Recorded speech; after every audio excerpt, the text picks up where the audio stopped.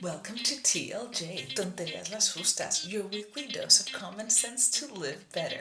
Express sessions less than 15 minutes, discussing sex, money, spirituality, relationships, and some current events.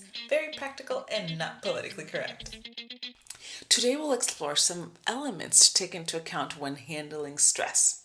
Mary is a dear friend of mine. She's a single mother of two boys, 10 and 12, although she sometimes complains about being a single parent, which no one will deny has its disadvantages. She realizes that there are many pluses.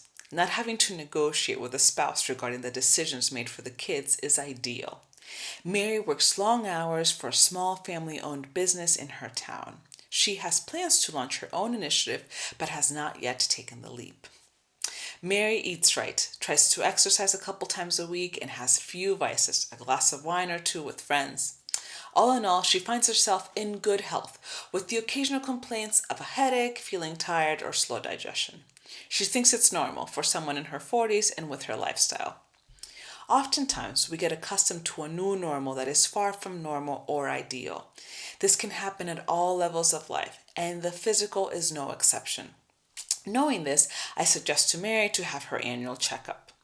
Her results are all within the normal ranges for her age. Then I ask her to dig a bit further and take the head map assessment and the right balance hormone test.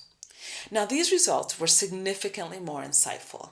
The head map showed that her adrenal glands were underperforming due to fatigue and that her intestines weren't processing nutrients adequately.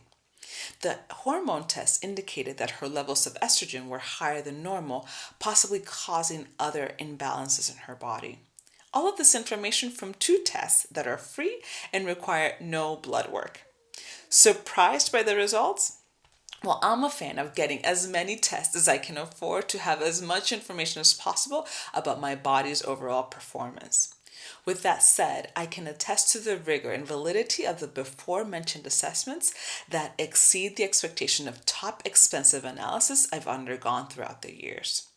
The range of normal is rarely aligned with optimal performance. If you don't take my word for it, talk to a holistic or integrative medicine professional. Back to Mary. So, after having these results, she was able to better assess the multiple symptoms she was having that seemed normal to her because of age, lifestyle, and stress, that were in fact mini alerts of her body asking for more attention. Our body is always talking, and we rarely pay attention until it screams and we hear cancer from across the desk. Adrenal fatigue is very common among adults due to the excessive amounts of stress that we endure or fail to properly manage. These little glands play an important role in overall hormone regulation, among other functions. Stress, depending on how you live it, thus interpreted, will affect you in one way or another. Converting negatively stressful situations into positive growth opportunities as much as possible is the first thing you can do to increase your capacity and resilience to stress.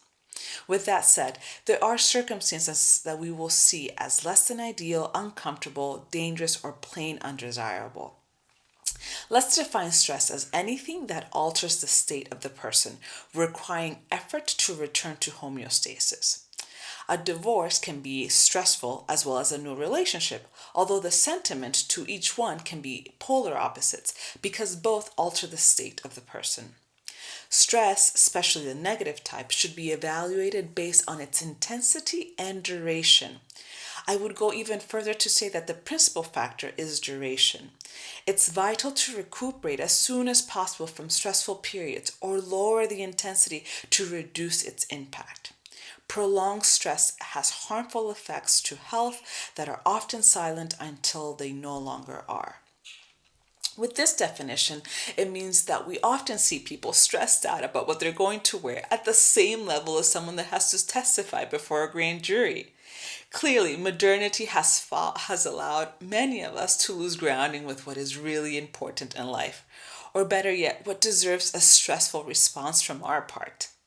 This perpetuates the ease with which socially everyone is stressed out, oftentimes over nonsense. It's a perfect illustration of the old adage, drowning in a glass of water.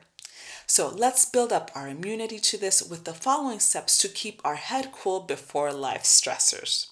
1. Stay grounded. What's actually important at the end of it all? Health and love. Everything else is more or less negotiable. 2. Body consciousness. This means awareness. You need to have a sense of how the particular stressor is affecting your body. Is your heart racing? Has your breathing stopped? Is your digestion blocked? Are your shoulders tense? What is your body saying to you? 3. Put the stressor in perspective. If it's running from a tiger or saving a child from a speeding car, your mind must be cool and your body agile. Most of us are never under those stressors, so put the report, call, or meeting in its proper position in the scheme of things. 4. Take care of the body. Be sure to incorporate some aerobic release at least a couple times a week, like a cycling class, running, boxing, and sex are excellent tools. Meditation, breathing, and reflection techniques also help to calm the mind to keep things in perspective. Also, detoxifying from heavy metals and reducing exposure to electromagnetic frequencies will do wonders for overall health. And 5, research. Investigate to learn more about wellness. You don't have to become an expert, but you should dedicate time to look into new techniques, diets, reports, findings, etc. Traditional medicine has little to do with the latest research. Think of it like the textbooks for children. How many years must pass before they are updated with the latest findings in an area? Your health and your body's performance depend on you and not the professional that you have before you. So be informed. Dedicating 1 hour a week to the matter is doable for anyone. If that's too much to start, do half an hour, but do your research. Marie was able to apply the findings of her tests to help her body to not only better manage stress, but promote optimum health. With a couple of supplements to help her body return to balance, simple changes to her diet, in no time she was feeling better than ever. Health is not the absence of disease, rather the presence of well-being, and this requires preventing disease.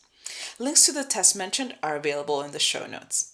Tune in next week when we'll explore the hype around meditation and reflection through the lens of the classic mystic, St. John of the Cross. Ciao!